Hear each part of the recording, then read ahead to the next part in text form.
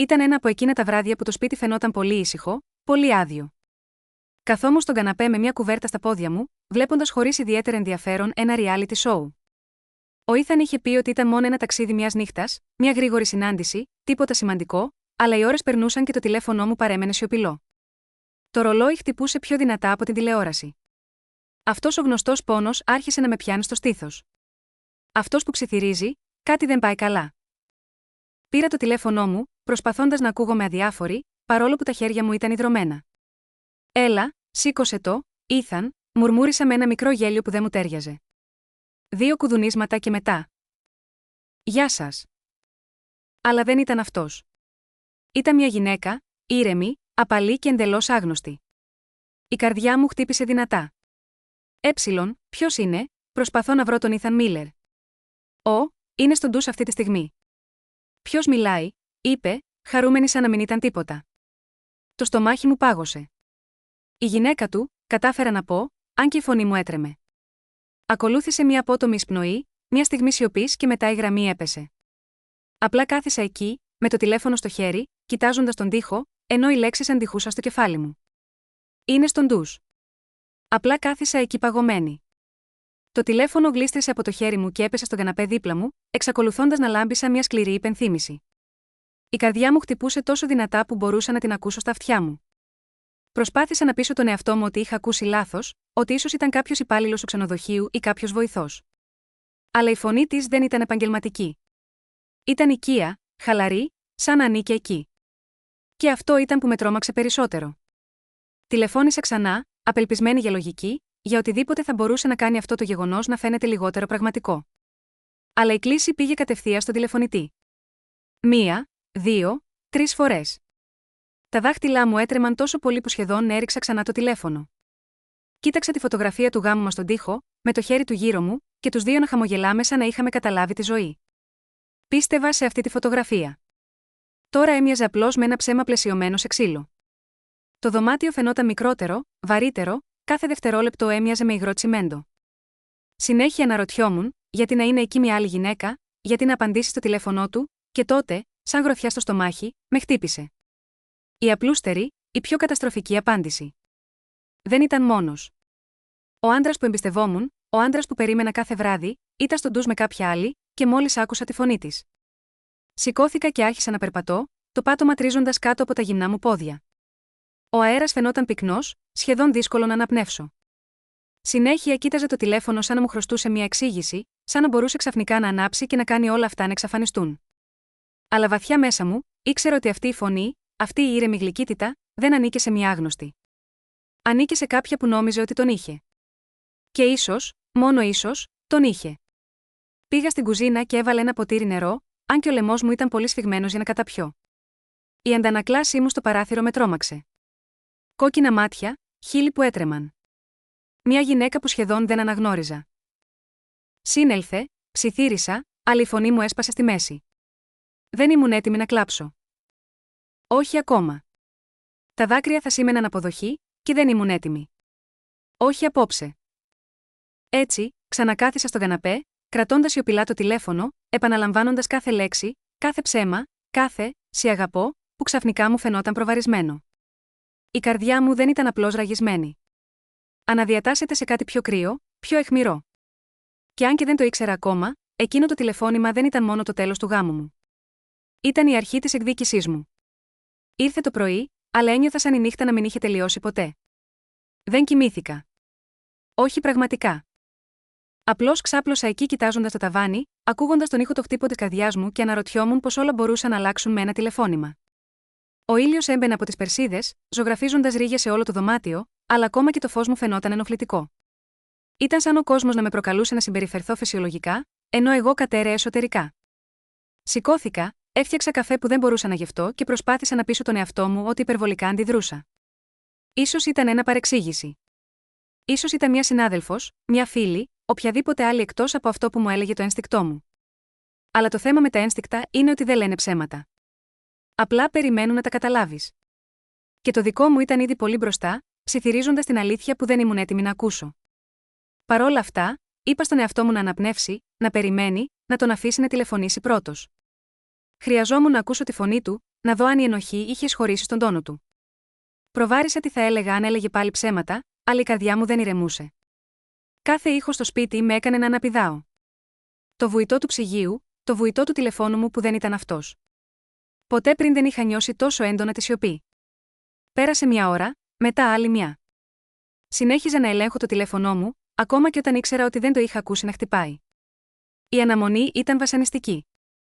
Κάθε λεπτό τεντωνόταν, σαν να με προκαλούσε να σπάσω πρώτη. Προσπάθησα να αποσπάσω την προσοχή μου διπλώνοντας ρούχα, σκουπίζοντας τους πάγκους, οτιδήποτε για να κρατήσω τα χέρια μου απασχολημένα.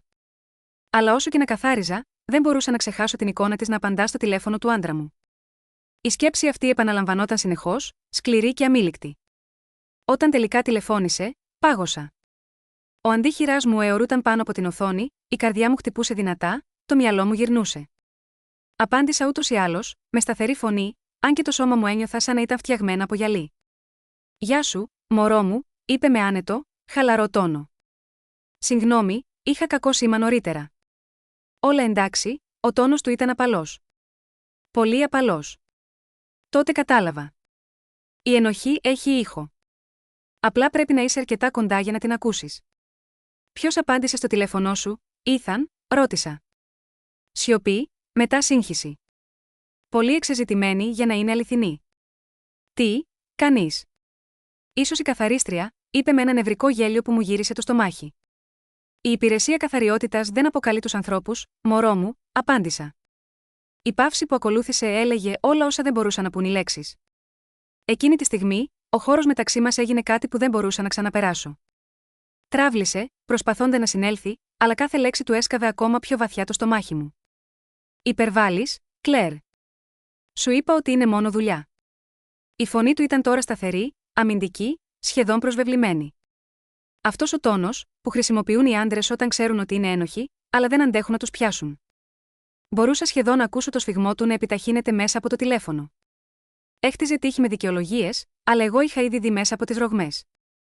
«Τότε υποθέτω ότι η δουλειά τώρα φοράει άρωμα και απαντάει στο τηλέφωνό σου», είπα, με φωνή πιο κοφτή από μικρομετόνο τι ήθελα. Για μια στιγμή, επικράτησε σιωπή. Καθαρή, ασφικτική σιωπή. Τότε έκλεισα το τηλέφωνο πριν προλάβει να απαντήσει. Το χέρι μου έτρεμε, αλλά όχι από φόβο πια. Από διάβγεια, από εκείνη που διαπερνά τη σύγχυση και αφήνει μόνο αποφασιστικότητα. Κάπου ανάμεσα στην προδοσία και τον ήχο της γραμμής, η καρδιά μου άρχισε να σκληραίνει και να μετατρέπεται σε κάτι άλλο. Στεκόμουν εκεί κοιτάζοντας έξω από το παράθυρο, καθώς το σούρουπο άρχιζε να καταπίνει το φως. Η πόλη συνέχιζε σαν να μην είχε αλλάξει τίποτα. Αλλά εγώ ήξερα καλύτερα. Κάτι μέσα μου είχε αλλάξει. Δεν ήμουν πια η γυναίκα που οικέτευε για απαντήσεις. Ήμουν αυτή που ετοιμαζόταν να τις βρει. Και αν ο Ήθαν νόμιζε ότι θα έκλαιγα και θα συνέχιζε τη ζωή μου, θα μάθαινε ακριβώς ποια είχε παντρευτεί. Το πρωί, η ομίχλη της δυσπιστίας είχε διαλυθεί. Και αυτό που απέμεινε ήταν κάτι πολύ πιο σταθερό. Σκοπός. Ξύπνησα νωρίς, έφτιαξα μια καφετιέρα που δεν άγγιξα καν και κάθισα στο τραπέζι της κουζίνας με το λάπτοπ μου. Ο πόνος στο στήθος μου είχε μετατραπεί σε αποφασιστικότητα. Δεν επρόκειτο να φωνάξω, να κλάψω ή να οικετεύσω για την αλήθεια. Θα την έβρισκα μόνη μου. Είχα περάσει χρόνια διαχειριζόμενη τα προγράμματα, τα έξοδά του, τα λεγόμενα επαγγελματικά ταξίδια του. Τώρα, αυτή η προσοχή στη λεπτομέρεια θα μου ήταν χρήσιμη.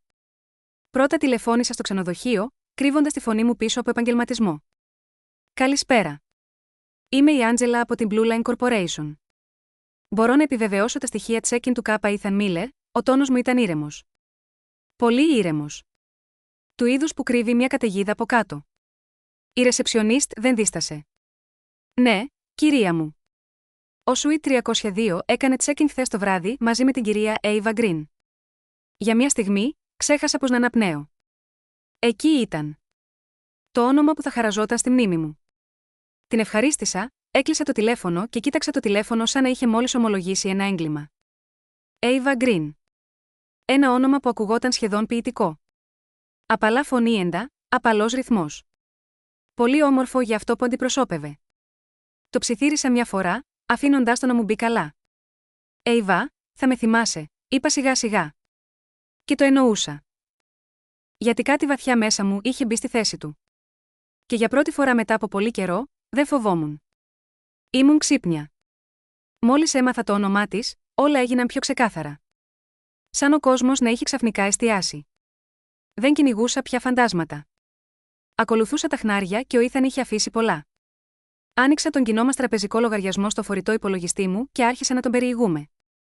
Χρεώσεις ξενοδοχείων, λογαριασμοί εστιατορίων, μικρά πράγματα που νόμιζε ότι δεν θα πρόσεχα ποτέ. Έκανα screenshots από όλα. Κάθε ένα ήταν ένα μικρό ράγισμα στην τέλεια ζωή που είχε προσπαθήσει να μου παρουσιάσει. Η προδοσία έχει τη δική της μαθηματική λογική και εγώ επιτέλους μάθαινα να μετράω. Τότε θυμήθηκα το λάπτοπ της δουλειάς του. Το είχε αφήσει στο σπίτι όπως συνήθως, πολύ σίγουρος, πολύ απρόσεκτος. Το άνοιξα, μισό περιμένοντας να μην βρω τίποτα, μισό ελπίζοντας να κάνω λάθος. Αλλά εκεί ήταν, μια σειρά από email, παιχνιδιάρικα, οικεία, υπογεγραμμένα με ένα Α. Δεν ήταν απλά μια περιπέτεια. Ήταν ένα μυστικό που είχε ενσωματώσει στην καθημερινότητά του. Αυτή η συνειδητοποίηση δεν με πόνεσε. Με τροφοδότησε. Τα δάκρυα που είχα καταπολεμήσει το προηγούμενο βράδυ μετατράπηκαν σε καύσιμο για τη φωτιά που τώρα απλωνόταν σιωπηλά μέσα μου. Όταν ο ήλιος άρχισε να δύει, είχα όλα όσα χρειαζόμουν. Στιγμιότυπα οθόνης, δηλώσεις, μηνύματα, όλα τακτοποιημένα, αποθηκευμένα και αντιγραμμένα. Τα χέρια μου δεν έτρεμαν πια. Η αναπνοή μου ήταν σταθερή. Η εκδίκηση, συνειδητοποίησα, δεν είναι μια ξαφνική παρόρμηση. Είναι μια αργή, σκόπιμη μορφή τέχνης. Και δεν ήμουν απλώς η γυναίκα που πρόδωσε. Ήμουν αυτή που θα αποφάσιζε τι θα ακολουθούσε. Εκείνο το βράδυ, το σπίτι ήταν ήσυχο, πολύ ήσυχο. Αλλά δεν έμοιαζε πια με φυλακή. Έμοιαζε με κέντρο διοίκησης. Ο φορητός υπολογιστής μου λάμπει στο αμυδρό φως, ο κέρσορας αναβοσβήνει σαν παλμός. Περιηγούμε στους φακέλους, στις σελίδες των πιστωτικών καρτών και στα αποδεικτικά ταξιδιών. Κάθε κλικ κόβει λίγο πιο βαθιά αυτό που κάποτε ήταν ο γάμος μου. Το περίεργο είναι ότι δεν έκλαψα. Νόμιζα ότι θα έκλαιγα, αλλά τα δάκρυα είναι για τα θύματα, και εγώ δεν ήμουν πια θύμα. Όχι μετά από αυτό που είχα δει. Έγραψα το όνομά του και το δικό της δίπλα-δίπλα σε ένα σημειωματάριο. Ήθαν Μίλαρ, Εύα Γκριν. Το κοίταζα μέχρι που τα γράμματα θόλωσαν. Δύο άνθρωποι που νόμιζαν ότι ήταν άθικτοι. Δύο άνθρωποι που είχαν υποτιμήσει τη γυναίκα που τον ήξερε καλύτερα. Τη γυναίκα που είχε χτίσει τον κόσμο του και τώρα ετοιμαζόταν σιωπηλά να τον διαλύσει κομμάτι-κομμάτι. Δεν χρειαζόταν να φωνάξω ή να σπάσω πράγματα. Απλά έπρεπε να κινηθώ προσεκτικά, σαν παίκτης κακού που ετοιμάζεται να τελειώσει το παιχνίδι. Μέχρι τα μεσάνυχτα, είχα ένα σχέδιο. Απλό, ακριβές. Θα περίμενα μέχρι να γυρίσει σπίτι, θα τον κοίταζα στα μάτια και θα τον άφηνα να πιστέψει ότι είχε ξεφύγει. Ήθελα να δω το ψέμα να σχηματίζεται στα χείλη του πριν του τα πάρω όλα. Την εξουσία, την άνεση, την ψευδαίσθηση. Έκλεισα το λάπτοπ, εξέπνευσα αργά και ψιθύρισα στον εαυτό μου. Αύριο θα μάθει ποια παντρεύτηκε. Τότε, για πρώτη φορά από εκείνο το τηλεφώνημα, κατάφερα να κοιμηθώ. Το επόμενο βράδυ, άκουσα το αυτοκίνητό του να μπαίνει στο δρομάκι. Ο γνώριμος ήχος του κινητήρα, αυτός που με έκανε να χαμογελάω, τώρα μου φαινόταν σαν προειδοποιητικός κόδωνας. Στεκόμουν στην κουζίνα, ήρεμη, συγκεντρωμένη, με ένα φλιτζάνι τσάι να ζεσταίνει τα χέρια μου. Όταν άνοιξε η μπροστινή πόρτα, δεν κουνήθηκα. Απλώς άκουγα. Τα βήματά του, τα κλειδιά του να χτυπούν στον πάγκο, τη φωνή του να με καλεί σαν να μην είχε συμβεί τίποτα. «Κλέρ, γλυκιά μου». Η αλαζονία του σχεδόν με έκανε να γελάσω. Μπήκε κρατώντας λουλούδια, τριαντάφυλλα, φυσικά. Το κλασικό μπουκέτο της ενοχής. «Γεια», είπε, χαμογελώντας σαν να μπορούσε να γοητεύσει το δρόμο του πίσω στον κόσμο μου. Έδειξε την καρέκλα απέναντί μου, με σταθερό τόνο. Κάθισε. Δίστασε, ευνηδιασμένος από την ηρεμία μου. Μπορούσα να δω τη λάμψη της αβεβαιότητας στα μάτια του. Ωραία. Δεν ήταν συνηθισμένος στη σιωπή μου. Ήταν συνηθισμένος στην απαλότητα. Αλλά απόψε, ήμουν σκληρή σαν πέτρα. «Πώς ήταν το ταξίδι?» ρώτησα, διατηρώντας τη φωνή μου σταθερή. Χαμογέλασε, ανακουφισμένος, νομίζοντας ότι η καταιγίδα είχε περάσει. «Πολύ άσχολο, ξέρεις πώς είναι». Κούνησα αργά το κεφάλι. Και η Άβα, ήταν κι αυτή πολύ άσχολη, το χαμόγελό του έσβησε σαν κερί που το χτυπάει μια ρηπή ανέμου. Το χρώμα έφυγε από το πρόσωπό του. «Τι?» ρώτησε πολύ γρήγορα. Έσκυψα μπροστά, αφήνοντας κάθε λέξη να προσγειωθεί με ακρίβεια. Γλυκό 302, δύο επισκέπτες, μία σύζυγος στο σπίτι, ανοιγόκλεισε γρήγορα τα μάτια, τα χείλη του άνοιξαν σαν να προσπαθούσε ακόμα να ξεφύγει με ψέματα. «Κλέρ», αλλά τον διέκοψα. «Μην ασχολείσαι», είπα, σπρώχνοντας το τηλέφωνό μου στο τραπέζι. Στην οθόνη, μια λίστα συναλλαγών λάμπει κάτω από το φως της κουζίνας. Λογαριασμοί ξενοδοχείων, δείπνα, κοσμήματα. Δεν ήσουν προσεκτικός, Ήθαν. Άφησες ίχνη παντού. Κοίταξε τα αποδεικτικά στοιχεία, το πρόσωπό του ένα τέλειο μείγμα πανικού και δυσπιστίας. Ήταν σχεδόν καλλιτεχνικό να βλέπεις τη συνειδητοποίηση να εγκαθίσταται.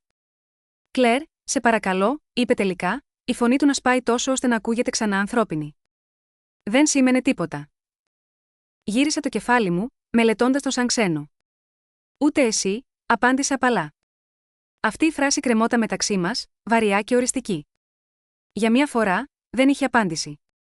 Καμία εύστοχη δικαιολογία για να κρυφτεί. Μόνο ο ρηχός ήχος της αναπνοής του και ο ήχος της πτώσης του να αντιχούν στη σιωπή. Τότε έβαλα το χέρι μου στο σιρτάρι δίπλα μου και έβγαλε έναν φάκελο. Τα χαρτιά του διαζυγίου ήταν ήδη συμπληρωμένα, με την υπογραφή μου. Τα έβαλα μπροστά του και ένωσα τα χέρια μου. Μπορείς να τα υπογράψεις απόψε, είπα. Ή αύριο το πρωί. Όπως και να έχει, θα κατατεθούν. Με κοίταξε, με γυαλιστερά μάτια, αναζητώντας έλεος που δεν υπήρχε πια εδώ. Δεν κούνησα ούτε βλεφαρίδα. Το είχα ήδη θάψει. Κοίταξε τα χαρτιά σαν να ήταν γραμμένα σε άλλη γλώσσα.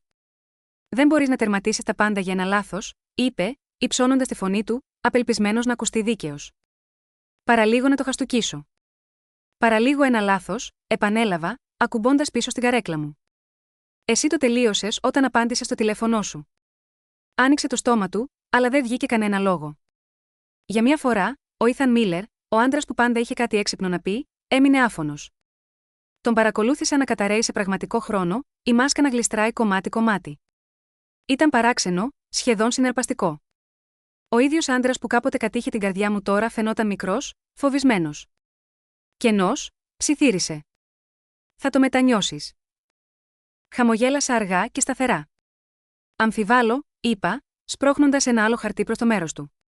Αυτή είναι μια λίστα με όλες τις συναλλαγές που συνδέονται με την εταιρική σου κάρτα. Ίσως θα ήθελες να καλέσεις το τμήμα ανθρώπινου δυναμικού πριν σε καλέσουν εκείνοι. Τα μάτια του μεγάλωσαν καθώς συνειδητοποίησε την αλήθεια. Η σχέση του δεν ήταν μόνο προσωπική. Ήταν επαγγελματική αυτοκτονία. Σηκώθηκε ξαφνικά, περπατώντα νευρικά, περνώντας το χέρι του στα μαλλιά του σαν παγιδευμένο ζώο.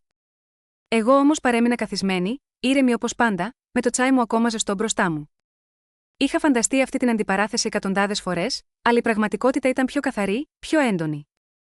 Δεν χρειαζόταν να φωνάξω ή να πετάξω πράγματα. Η σιωπή μου μιλούσε πιο δυνατά από μικρόν με τόνο τι θα μπορούσε ποτέ η οργή. Και καθώς στεκόταν εκεί, ξετυλίγοντας τα ψέματά του, συνειδητοποίησα ότι η εκδίκηση δεν χρειαζόταν θόρυβο. Χρειαζόταν μόνο την αλήθεια. Έπεσε στην καρέκλα απέναντί μου, με τα ώμου του πεσμένα, τα μάτια του να πηγαίνουν από τα χαρτιά στο πρόσωπό μου. Δεν μπορείς να τα πετάξεις όλα, Κλέρ, είπε, με φωνή που έτρεμε. Χτίσαμε μια ζωή μαζί. Τον κοίταξα στα μάτια, σταθερά και αταλάντευτα. Χτίσατε ένα ψέμα, Ήθαν. Εγώ απλά σταμάτησα να ζω μέσα σε αυτό. Τα λόγια βγήκαν πιο ομαλά από μικρομετόνο ότι περίμενα, σχεδόν ευγενικά. Αλλά κάτω από αυτόν τον ήρεμο τόνο κρυβόταν μια οργή που δεν έκαιγε πια. Είχε παγώσει. Και αυτό ήταν που τον τρόμαξε περισσότερο. Προσπάθησε να συνέλθει, η φωνή του γινόταν όλο και πιο δυνατή. Φέρεσε τρελά για ένα λάθος. Πάλι αυτή η λέξη, λάθος. Σαν η φωνή της στο τηλέφωνο να ήταν ατύχημα. Σαν κάθε απόδειξη, κάθε μήνυμα, κάθε ψέμα να είχε απλώς πέσει από την τσέπη του τυχαία. Το τελείωσε στη στιγμή που απάντησε, είπα, με χαμηλή αλλά κοφτή φωνή. Της έδωσε στο τηλέφωνο και μου έδωσε την αλήθεια. Τότε γέλασε, ένα κούφιο, πικρό γέλιο. Θα το μετανιώσεις αυτό, Κλέρ. Θα καταλήξεις μόνη. Γύρισε το κεφάλι μου, σχεδόν περίεργη. Ίσως, είπα απαλά. Αλλά τουλάχιστον θα είμαι ειλικρινής με τον εαυτό μου. Δεν είχε συνειδητοποιήσει ακόμα ότι η μετάνοια είχε ήδη αλλάξει πλευρά. Δεν ήμουν πια εγώ αυτή που πνιγόταν. Ήταν αυτός. Και δεν είχα καμία πρόθεση να του ρίξω σωσίβιο. Με κοίταξε, συνειδητοποιώντας ότι για πρώτη φορά τα λόγια του δεν είχαν καμία δύναμη. Δεν υποχωρούσα, δεν οικέτευα, δεν έσπαγα. Ήμουν αμετάβλητη. Θα το μετανιώσεις, επανέλαβε. Αλλά τώρα ακουγόταν πιο αδύναμο, περισσότερο σαν συνήθεια παρά σαν απειλή. Πήρα την τσάντα μου και σηκώθηκα αργά, χωρίς βιασύνη, αφήνοντας τη σιωπή να απλωθεί μεταξύ μας. Έχω ήδη μεταφέρει το μισό από τις αποταμιεύσεις μας στο λογαριασμό μου, είπα ήρεμα. Το υπόλοιπο, ίσως θα ήθελες να εξηγήσεις τον αφεντικό σου γιατί το όνομα της ερωμένης σου εμφανίζεται συνεχώς στα εταιρικά έξοδα. Ανοιγόκλεισε τα μάτια, προσπαθώντας να το επεξεργαστεί, με τη φωνή του να σπάει. Δεν θα το έκανες. Τον κοίταξα. Τον κοίταξα πραγματικά και σχεδόν χαμογέλασα. Το έκανα ήδη. Το να βλέπω το χρώμα να φεύγει από το πρόσωπό του ήταν σχεδόν ποιητικό. Χρόνοι εξαπάτησης κατέρεαν σε δευτερόλεπτα. Δεν ύψωσα τη φωνή μου. Δεν χρειαζόταν. Μερικές νίκες είναι πιο ήσυχες. Δεν φωνάζουν. Ψιθυρίζουν. Σκακιστικό ματ. Προσπάθησε να με ακολουθήσει καθώς περπατούσα προς την πόρτα. Ακόμα παρακαλούσε, ακόμα προσκολούμενος στην ψευδαίσθηση του ελέγχου. Αλλά το πλαίσιο της πόρτας έμοιαζε με τερματικό σημείο προς το οποίο σέρνομαι εδώ και μήνες. Σταμάτησα, με το χέρι στο πόμολο, και τον κοίταξα για τελευταία φορά. Τα μάτια του ήταν υγρά, απελπισμένα, μικρά. Την επόμενη φορά που θα θέλει να παίξει στο σπίτι, είπα, με σταθερή φωνή. Φρόντισε η μικρή σου φίλη να μην απαντήσει στο τηλέφωνο. Τότε άνοιξα την πόρτα και τον άφησα στη σιωπή που είχε κερδίσει. Έξω, ο νυχτερινός αέρας χτύπησε το πρόσωπό μου σαν βάπτισμα. Δροσερός, καθαρός. Δεν κοίταξα πίσω προς το σπίτι. Δεν χρειαζόταν. Η πόρτα που έκλεινε πίσω μου δεν ακουγόταν σαν τέλος, αλλά σαν απελευθέρωση. Για χρόνια, μετρούσα την αξία μου με βάση την αγάπη του, την έγκρισή του, την προσοχή του. Αλλά καθώς περπατούσα προς το αυτοκίνητό μου, συνειδητοποίησα κάτι όμορφο. Δεν χρειαζόμουν πια τίποτα από αυτά. Η ελευθερία έχει έναν ήχο και είναι ήσυχος. Οδήγησα χωρίς προορισμό για λίγο, πέρασα από το καφενείο που συνηθίζαμε να πηγαίνουμε, πέρασα από το πάρκο που με είχε φιλήσει για πρώτη φορά. Αυτές οι αναμνήσεις με πόνεσαν κάποτε. Τώρα υπήρχαν απλώς σαν καρτποστάλ από μια ζωή που δεν μου τέριαζε πια. Τα χέρια μου ήταν σταθερά στο τιμόνι. Η αντανακλάσή μου στον καθρέφτη φαινόταν ζωντανή. Υπήρχε θλίψη, ναι, αλλά από κάτω της υπήρχε κάτι καινούριο. Δύναμη. Όταν έφτασα στην ακτή, ο ουρανός άρχιζε να φωτίζεται. Πάρκαρα, κατέβασα το παράθυρο και εισέπνευσα τον αλμυρό αέρα. Δεν έκλαψα. Ούτε χαμογέλασα. Απλώς κάθισα εκεί ακούγοντας τα κύματα και το σταθερό ρυθμό το χτύπο της καρδιάς μου. Για πρώτη φορά μετά από χρόνια, δεν περίμενα ένα τηλεφώνημα, ένα μήνυμα ή μια συγγνώμη. Είχα επιτέλους βρει την ηρεμία μου στη σιωπή και ήμουν έτοιμη για ομικρομετώνω τι θα ακολουθούσε. Μήνες αργότερα, βρέθηκα σε ένα μικρό καφέ δίπλα στην παραλία, ένα μέρος όπου ο ωκεανός βουίζει στο βάθος και ο χρόνος φαίνεται να κυλά πιο αργά. Καθόμουν δίπλα στο παράθυρο με το ημερολόγιο μου ανοιχτό, τις σελίδες γεμάτες με θράσματα της γυναίκας που ήμουν κάποτε και αναλαμπές της γυναίκας που γινόμουν. Ο σερβιτόρος μου έφερε μια κούπα καφέ, χαμογελώντας σαν να με είχε δει εκατοντάδες φορές στο παρελθόν. Έρχεσαι συχνά εδώ, είπε. Του χαμογέλασα. Κάθε Σαββατοκύριακο, είναι το τελετουργικό μου για ηρεμία. Είναι αστείο πως η ρουτίνα μπορεί να σε θεραπεύσει. Ο ήχος των κουταλιών που χτυπούν στο πορσελάνι, η ζεστασιά του φλιτζανιού στα χέρια μου, η μυρωδιά του θαλασσινού αλατιού και των καβουρδισμένων κόκκων. Παλιά λαχταρούσα το δράμα, την κατάληξη, τις απαντήσεις. Τώρα λαχταρούσα την ησυχία. Δεν ήθελα να μιλάω πια για αυτόν. Δεν χρειαζόταν. Η σιωπή μου έλεγε περισσότερα από μικρομετώνω τι θα μπορούσε ποτέ να πει ο θυμός μου. Είχα σταματήσει να ξανάζω τη νύχτα του τηλεφωνήματος. Δεν με καθόριζε πια. Το τηλέφωνο μου βούιζε πάνω στο τραπέζι, τραβώντας με από τις σκέψεις μου. Ένας άγνωστος αριθμός. Η προεπισκόπηση του μηνύματος άναψε την οθόνη. Μου λείπεις. Σε παρακαλώ, μίλησέ μου. Το κοίταξα για ένα δευτερόλεπτο και μετά γέλασα απαλά. Ένα από αυτά τα βαθιά, αμυντικά γέλια που βγαίνουν από τα σπλάχνα. Διέγραψα το μήνυμα χωρίς να απαντήσω και κοίταξα προς τη θάλασσα. Για πρώτη φορά στη ζωή μου, δεν ένιωθα εγκαταλελειμμένη. Ένιωθα ελεύθερη. Έκλεισα τα μάτια μου για μια στιγμή, αφήνοντας τη θαλασσινή άβρα να αγγίξει το δέρμα μου. Δεν κουβαλούσε πια αναμνήσεις από αυτόν, μόνο τη μυρωδιά του αλατιού, το ψίθυρο των κυμάτων και το αμυδρό γέλιο των ξένων γύρω μου. Η ζωή είχε προχωρήσει, και το ίδιο κι εγώ. Δεν υπήρχε πια πικρία, ούτε θυμός κρυμμένος στις γωνιές της καρδιάς μου, μόνο χώρος για γαλήνη, για ανάπτυξη, για μένα. Είναι περίεργο το πως η θεραπεία δεν ανακοινώνεται. Μια μέρα, απλά συνειδητοποιείς ότι δεν αιμορραγείς πια. Πήρα το στυλό μου και έγραψα μια γραμμή στο ημερολόγιο μου. Η εκδίκηση δεν έχει να κάνει με το να τους πληγώνεις. Έχει να κάνει με το να θυμάσαι ποιος είσαι χωρίς αυτούς. Σταμάτησα, το ξαναδιάβασα, νιώθοντας την αλήθεια του να εγκαθίσταται βαθιά μέσα μου. Για μήνες, ξαναχτίζα. Όχι το γάμο, όχι την ψευδαίσθηση, αλλά τη γυναίκα κάτω από όλα αυτά. Έμαθα να αγαπώ ξανά τη δική μου παρέα, να εμπιστεύομαι το ένστικτό μου, να απολαμβάνω την ησυχία. Η ίδια σιωπή που κάποτε με κατέστρεψε, τώρα μου φαινόταν οικία. Καθώς τελείωσα τον καφέ μου, κοίταξα γύρω μου στο καφέ. Ζευγάρια που κουβέντιαζαν, παιδιά που γελούσαν, κύματα που έσπαζαν ακριβώς πίσω από τη βεράντα. Δεν με πόνεσε πια να βλέπω την αγάπη στα μάτια των άλλων. Αν μη τι άλλο, μου θύμισε τι ήμουν ικανή να δώσω ξανά κάποια μέρα, όταν θα ένιωθα έτοιμη. Η θεραπεία δεν είχε να κάνει με το να σβήσω το παρελθόν. Είχε να κάνει με το να το αποδεχτώ και να προχωρήσω μπροστά. Τέλος πάντων, έμεινα στο τραπέζι λίγο ακόμα, βλέποντας τον ορίζοντα να χρωματίζεται χρυσός. Ο κόσμος φαινόταν πιο ήπιος τώρα, σαν να με είχε συγχωρέσει για το χάος που κουβαλούσα. Δεν ήμουν πια η γυναίκα που περίμενε δίπλα στο τηλέφωνο. Δεν ήμουν αυτή που περπατούσε νευρικά, αναρωτιόταν, κατέρεε. Ήμουν αυτή που επέλεγε. Κάθε γουλιά καφέ, κάθε ανάσα θαλασσινής ατμόσφαιρας, κάθε λέξη που έγραφα ήταν μια μικρή εξέγερση ενάντια στη γυναίκα που ήμουν κάποτε και ένα ερωτικό γράμμα προς αυτή που είχα γίνει. Ο σερβιτόρος ήρθε ξανά και με ρώτησε αν ήθελα άλλο ένα φλιτζάνι. Χαμογέλασα και κούνησα το κεφάλι. Όχι, ευχαριστώ. Ήταν αρκετό. Χαμογέλασε και απομακρύνθηκε, και δεν μπορούσα να μη σκεφτώ πόσο αληθινό ήταν αυτό από πολλές απόψεις. Αρκετά με τις απογοητεύσεις, αρκετά με το να προσποιούμε, αρκετά με τη σιωπή γεμάτη ψέματα άλλων. Αυτό που απέμεινε ήταν δικό μου, η φωνή μου, η ηρεμία μου, η ιστορία μου. Έκλεισα το ημερολόγιο μου, το έβαλα στην τσάντα μου και σηκώθηκα για να φύγω. Καθώς έβγαινα, ο ήλιος έπεσε ακριβώς πάνω στο νερό και για μια στιγμή όλα λάμψαν. Ψιθύρισα στον εαυτό μου, χαμογελώντας ελαφρά. Έχασε μια σύζυγο. Εγώ βρήκα τον εαυτό μου.